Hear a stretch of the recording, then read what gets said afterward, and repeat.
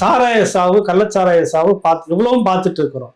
போதைப் பொருள் நடமாட்டம் இப்ப கூட பாத்தீங்கன்னா அதுல நடந்திருக்கு. பிரபலமான நடிகர் வந்து என்கிட்ட 5 லட்சத்துக்கு வந்து இவ்வளவு வாங்கி குடிச்சிட்டு இருப்பாரு, அது ஒரு போதை மருந்து வாங்கி பயன்படுத்துவாரு அப்படின்னு இவ்வளவு தெருவுக்கு தெரு கஞ்சா இன்னைக்கு இருக்குது. இல்லைன்னா யாருன்னா வர சொல்லு, நான் கூட்டுமை காட்டுறேன், உயிருக்கு உத்தரவாதம். எனக்கு 365 நாள் நீ தான் போலீஸ் ப்ரொடெக்ஷன் கொடுக்கணும். நான் காட்டுறேன், சென்னைக்குள்ள எத்தனை இடம் இருக்குன்னு நான் காட்டுறேன். இல்லைன்னா வர சொல்லு, சேலஞ்சு பண்ண சொல்லுங்க. என்ன செயல்பாடுன்னு தெரியல. அடுத்தது மக்களுடைய பிரச்சனைக்கு தீர்வு காண்ற கட்சியா இந்த அடிப்படையில் தான் இருக்கிறது. என்ன பிரச்சனைக்கு இது வரைக்கும் தீவுக்கா? மரக்காணத்துல விஷ சாராயம் குறிப்பிட்ட பேர் செத்தாங்க, இனி இப்படி நடக்காதுன்னு சொன்னீங்க. தஞ்சாவூர்ல நடந்தது. கள்ளக்குறிச்சியில கொத்த செத்தாங்களா 67 பேருக்கு. எப்படி இது என்ன செயல்பாடு? விரைந்து செயல்பாடுனா என்ன செயல்பாடு? இது ஒண்ணு பேரும் இல்ல.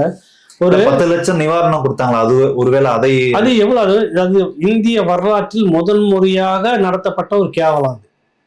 வேற எந்த நாட்டிலையும் ஒரு அக்யூஸ்டுக்கு வந்து பணத்தை கொடுங்க, குற்றவாளி நீ போய் குடிச்சதே தப்புன்னு ஒரு முறை அவனை தூக்கி போட்டோம், அவன் குடும்பத்தை சேர்ந்த மேல வழக்குன்னு ஒரு டைம் நடத்து. நீ குடிக்க போறதே தப்பு, கள்ளச்சாராயம். செத்தவனுக்கு வந்துட்டு நீ 10 லட்சம் கொடுக்குற எப்படின்னு சொல்லிட்டு வழக்கு நடத்தணுமா? என் காசு கொடுப்பியா கொண்டு போயிட்டு?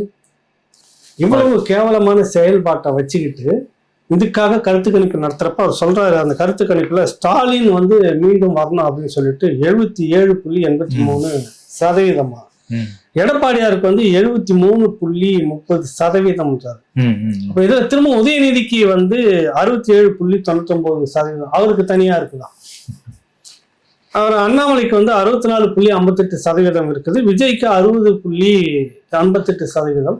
இந்த தமிழ்நாட்டுல இது வரைக்கும் நடந்த எல்லா மக்கள் பிரச்சனைகளும் எல்லோருடனும் போய் நின்று போராட்டம் நடத்தி தொண்டை தண்ணி வத்த எல்லாத்தையும் பேசி இது வரைக்கும் வந்து மண்ணு திருடப்படுது, உன்னுடைய வளங்கள் திருடப்படுதுன்னு ஒருத்த கூட பேசல. அந்த அரசியல் பேசினது சீமான் கணக்கிலே இல்லை. 30% இருந்தாரு அந்த பட்டியல. 30% சீமான் தள்ளப்பட்டார். கணக்கிலே இல்லைன்னாக்கா நீ என்ன கணக்குல வச்சுன்னு எடுத்திருக்கிறாங்க? மக்களை சொல்ற, மக்கள் கணக்கிலேயே வைக்கல அப்படின்னு சொல்றாரு. சராசரியா 30% அதுக்குள்ளக அப்படின்னு சொல்லிட்டு. இது எனக்கு புரியல, எப்படி இந்த கணக்கு? ஸ்டாலின் முதல்ல வராரு, அதுக்கு ஈக்குவலா கிட்டத்தட்ட உதயநிதியும் வராரு. முதல்வரானால் யாரு சிறப்பாக செயல்படுவான்ற பட்டியல் அந்த வரிசையில ரெண்டுமே ஊத்தின்னு இருக்கு தம்பி. மக்கள்கிட்ட துப்பிட்டு இருக்கிறாங்க எல்லா இடத்துலயும். சேர்த்த வாரி அடிச்சதை பார்த்திருக்கீங்க. அந்த ரெண்டும் ஸ்டாலினுக்கும் உதயநிதிக்கும் மட்டுமே இவ்வளவு முக்கியத்துவம் கொடுத்து பண்ணிருக்கிறேனாக்கா, இப்போ ஒரு இந்த பாக்கெட்ல வச்சுங்கல்ல, இது என்னது? இது பென்.